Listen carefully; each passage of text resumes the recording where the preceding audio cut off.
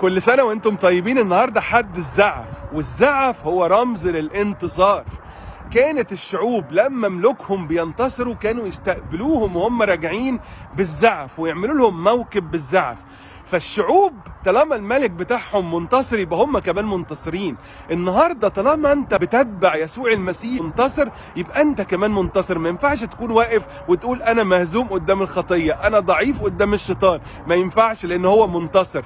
ونقدر نقول مع بولس الرسول شكرا لله الذي يقودنا في موكب النصره كل حين.